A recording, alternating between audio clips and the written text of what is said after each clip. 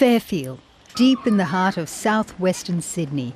This diverse, bustling and colourful pocket of Australia was thrust into the national spotlight when COVID cases exploded here at the height of Sydney's Delta outbreak. But now, on the other side of lockdown, this multicultural area, home to many of the city's refugees, is hoping to attract more positive headlines surrounding its cultural life and lively artistic scene.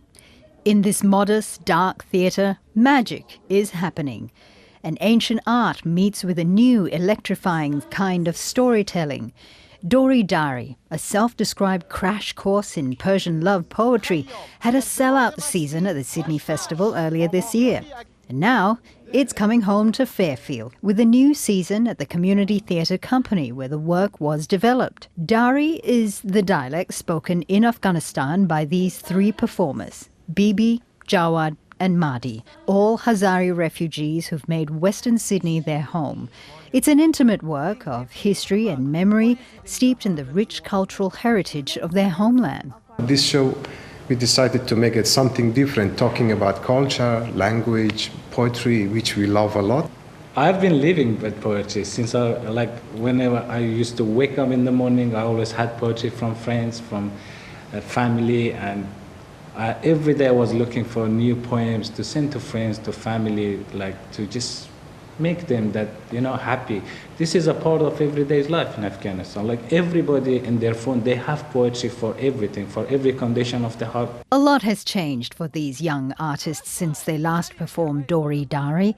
For one, they've witnessed Afghanistan's fall to the Taliban. A key change in the show, a FaceTime call to a friend in Kabul, now takes place from Kiev. This performance really is for the world, and a big part of that is including people who are actually living in Afghanistan into the show. And he is right now living in Kiev, about to go to Canada because he's got a visa there. And he was one of the people to first leave Afghanistan when the Taliban took over recently. The upheaval in Afghanistan occurred while Fairfield faced the toughest restrictions of Sydney's lockdown.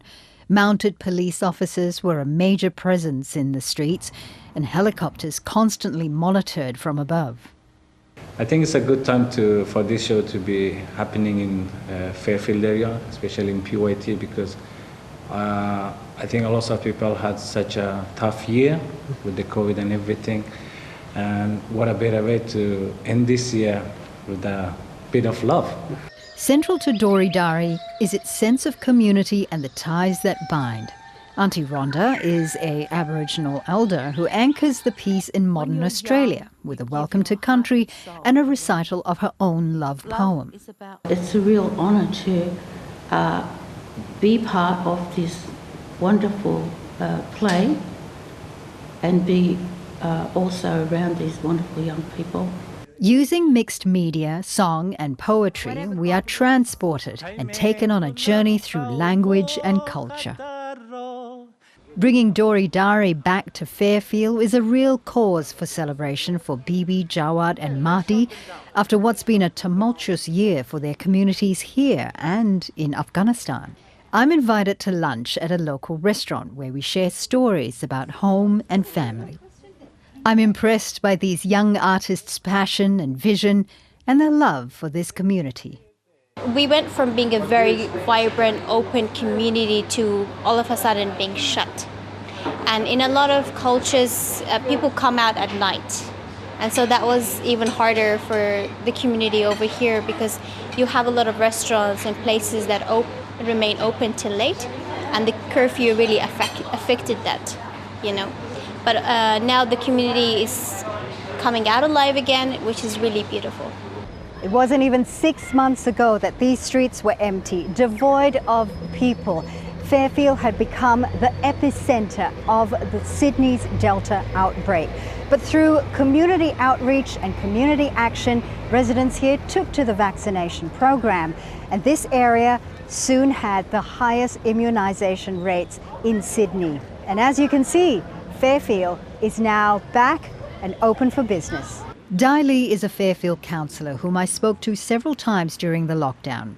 She's an outspoken advocate for her community and insists Fairfield was being unfairly targeted by the New South Wales government and the media. Looking back, I'm thinking, oh my God, what a mess that was. But throughout all of that, I reminded myself that this too shall pass, and that out of this chaos, I know that there will be some sort of order, right? Because you're living here and you can feel the chaos, you can feel the confusion, you can feel the fear. But I said to myself, we will get through this, and I tell people we will get through this. I was keen to meet with her in person in Fairfield to hear how she feels now that we're on the other side of the lockdown. We learnt that we can grow stronger, we can get through this, and that no matter what, we've survived wars, and I've said, many of us have survived wars and, refugee camps, so hang on, this is something we will get through. It's adversity that brings a tribe together, and Fairfield has come through the lockdown with pride and love for their community. Bringing this to Fairfield is very special because we're bringing art to the community. We're kind of helping revive the community, especially after such a turbulent time with COVID. As an unexpected visitor,